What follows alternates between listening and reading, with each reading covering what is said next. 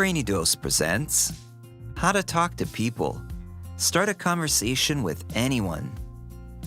There's an art to conversing with others. It's not enough to know how to skillfully strike up a conversation with someone. You have to be able to keep the person engaged, add interesting information, and otherwise avoid bad conversational habits. While some people are naturals, others could certainly benefit from some help. That's why we put together this handy guide on how to talk to anyone about anything. The following tips will help you navigate conversations, whether you're at a coffee shop, a cocktail party, or a conference room. Number 1. Introduce yourself. This won't work in every setting, but in many cases, the good old, "Hi, I'm so-and-so, thought I'd introduce myself," will do the trick. As surprising as this sounds, people feel more special if you approach them and introduce yourself. It takes guts to walk up to someone and be the first to talk. The fact that you went out of your way to do this will make the person feel important and will probably make them want to talk to you as well. Number 2, ask for help. You don't have to have a great opening line in order to start talking to someone. You can start by asking for some help. In fact, it can be a really useful conversation starter. Of course, it has to be in context. For example, if you're standing at a bus stop, you can say, "Excuse me, do you know how often the bus runs?" Even if you already know the answer to the question, this approach can be a great way to start a conversation with someone because most people like to feel helpful. Number 3, ask for their opinion. Every person has their own view of the world, so take that to your own advantage and start asking them about their thoughts. For example, what do you think of this place? What's your favorite blend of coffee?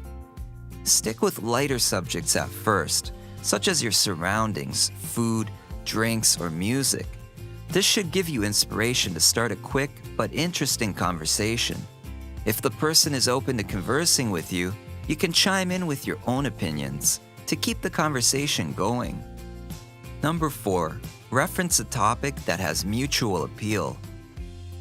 Another useful approach is to make reference to something that had just occurred. For instance, if you were attending a talk, you could spark up a conversation with someone who was also in the same session. It makes it easier to reference a specific topic. Let's say that you were attending a Tony Robbins event. You already know that everyone else attending the event is probably already a fan of his, so you could ask what their favorite books are, or if they saw his Netflix special. The point is to try to keep the topic you reference relatively specific. By limiting yourself to something specific, you can actually open up a lot more doors for organic conversation. Number 5, use subtle humor. Using humor is another great way to start talking to someone, when appropriate. You probably don't want to try this at a funeral. The trick here is to use humor as a tool and not make jokes at the expense of others. You want to get people laughing with you and avoid coming off as rude or insulting in any way. Make sure that your humor is related to the conversation or the occasion. If you have a rehearsed story, wait for the right time to say it. Number 6, stay on top of the news.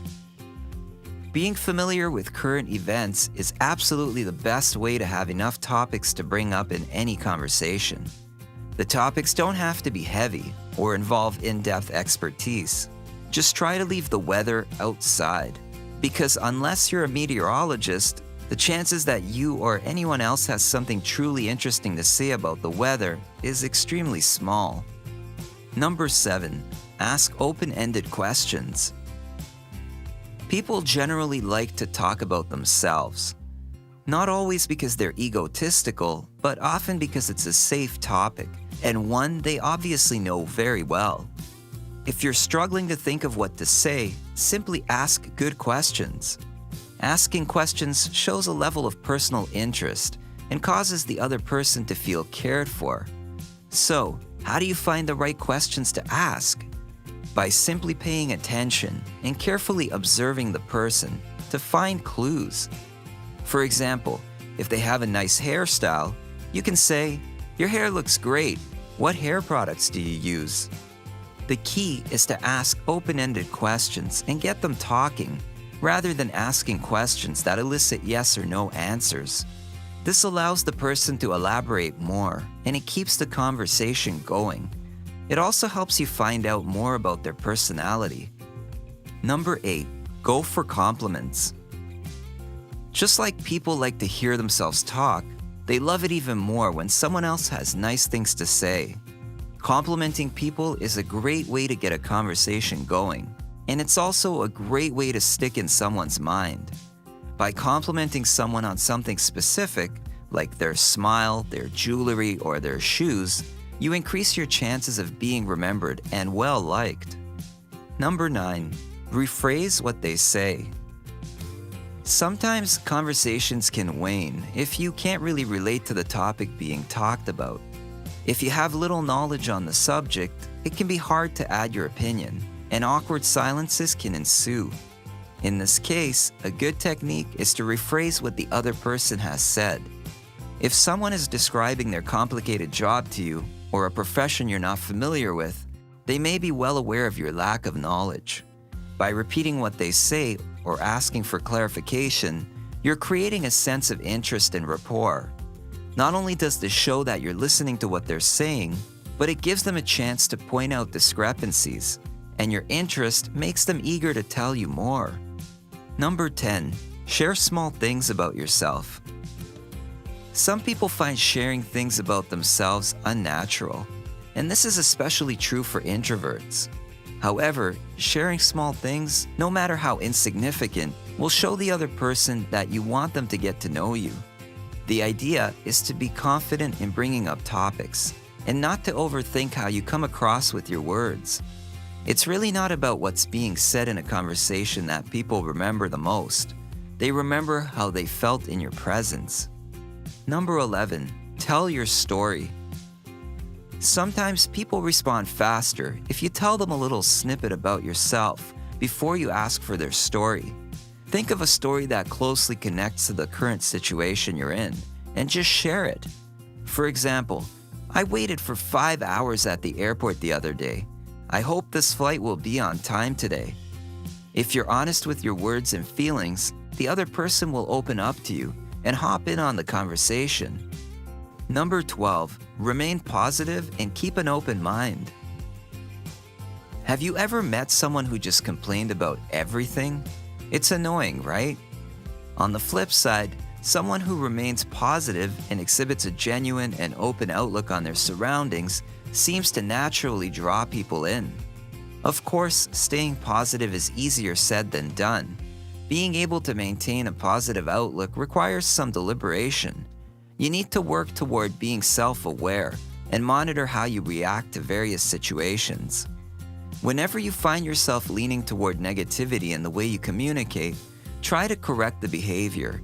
In time, you will find yourself feeling more confident, and as a result, more charming to those around you. Number 13, don't hold back your enthusiasm. Your first inclination may be to suppress your energy and enthusiasm, hold your hands in your pockets when you want to gesture, and generally stay cool. However, people will typically react more positively when you show enthusiasm through hand gestures, facial expressions, and you speak with different tones and volumes. This makes a conversation more interesting, and we would all rather be around someone fun and energetic than someone dull and lifeless. Number 14, don't assume people will agree with you. Research on social psychology shows that many of us engage in the assumed similarity bias. It's not safe to conclude that just because you are opposed to a political party, that the person you're talking to is as well.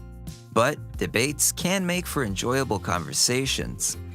If you just assume that everyone thinks and feels the way you do, it's likely you'll get started on the wrong foot and end up with it in your mouth. Number 15, know when not to talk.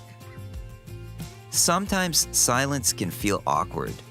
Your natural inclination may be to fill that silence with chit-chat. However, there are times that it is best to stay silent. If you're bored on an airplane, You might want to entertain yourself by talking to the person sitting next to you. But if they are giving you obvious social cues signaling that they are not interested in talking to you, you should find another way to amuse yourself. If someone is avoiding eye contact, that's a sign that they don't feel like talking. Someone who is reading or listening to headphones is probably also content to remain silent. Talking to strangers can be intimidating, but it doesn't have to be. Prepare yourself with these methods for starting a conversation, and you'll be fine. After a while, you may even forget about how awkward you felt at first. What do you think? Did you find these tips helpful? Is there anything else you would add? Let us know in the comments below. If you enjoyed this video, give it a thumbs up and share it with your friends so we can keep making them. For more videos like this, hit the subscribe button and remember to click on the notification bell. Also, be sure to check out our other videos as well. Thanks for watching.